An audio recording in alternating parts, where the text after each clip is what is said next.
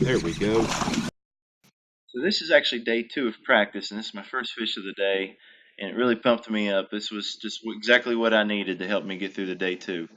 On day 1, I had a miserable day of practice. I actually had such a bad day. About 2 o'clock, I loaded up, changed all my baits, went to a different section of the lake, and just started exploring around. I did, however, figure out that what I was doing was wrong, so I picked up some things I usually don't throw. I started throwing a jerkbait and a crankbait, and I got on a pretty good jerkbait bite. Now, I didn't get all my fish on camera. I had some other issues going on. I struggled with my battery. I struggled changing the camera out or changing the cards, but that's just how it goes for tournaments sometimes, and I'm sorry. But I did get a couple fish on camera for you, and this was my first one on jerkbait, and I actually caught probably 7 or 8 on jerkbait that day. And I also got on a crankbait bite, which I'm about to show you.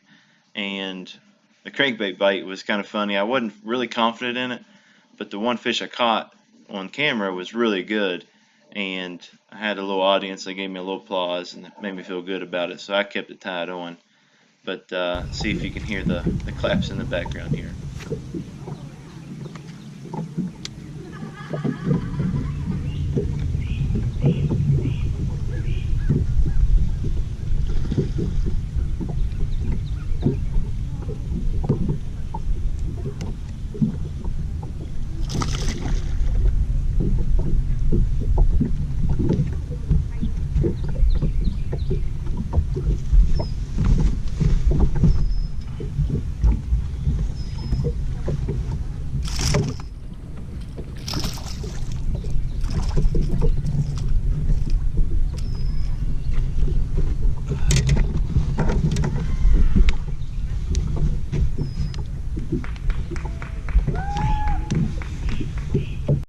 So I kept bouncing around place to place on the lake, just fishing new areas.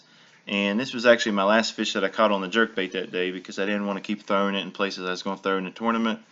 And this fish is what sealed the deal. It's not a monster or anything. It's a good 2.5, 2 3/4 pound fish. And it just sealed the deal for me to say that's what I was going to throw in the tournament. And I just could not get it out of my head on tournament day that this was not going to work. But, I had a ball fishing on the practice day, and I had a ball catching these fish.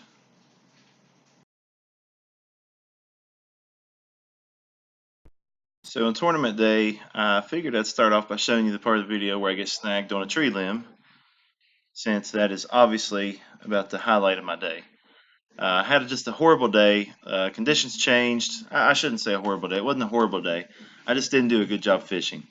And this right here is one of my keepers I did get to weigh in that day. I didn't get the other one on camera. My camera, even though they're supposed to be waterproof, the GoPro cameras are, it still messes up sometimes. So I had some corrupt fouls. So I didn't get this. I got this one on camera, but I didn't get my next one. But either way, when I caught this fish, I was like, okay, the jerkbait bite will work. And on up ahead, I didn't get it on camera either, but I did have a fish just take off storming with it, but I think it was a striper. And I kept throwing it, and here we are about 1 o'clock in the day, and I have 2 fish in the box, and I'm still throwing it. And I kept changing colors, changing jerk baits. And if you watch here, you'll see I go to, you're not supposed to set the hook on jerk baits, but you do pull a little bit. I go set the hook, and line breaks. And that just kind of explains how my tournament day went. Just did make the right adjustments and the right changes, and I didn't deserve to win. And that's just how tournaments go sometimes.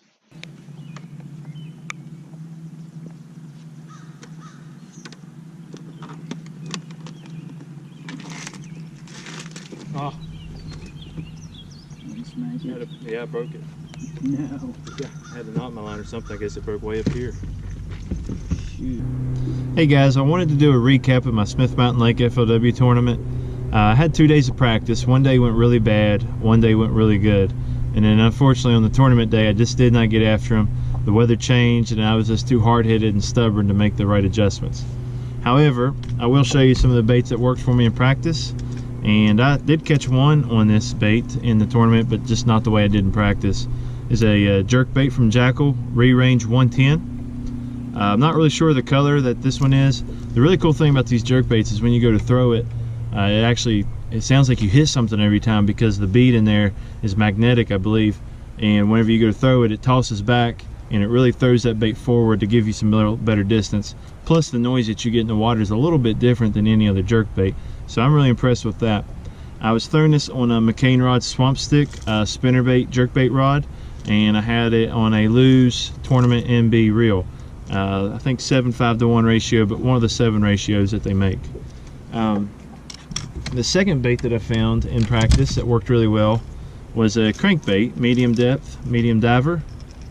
Some type of sexy shad color. I think this is actually grand shad, but either way, it's a Z-Boss 10.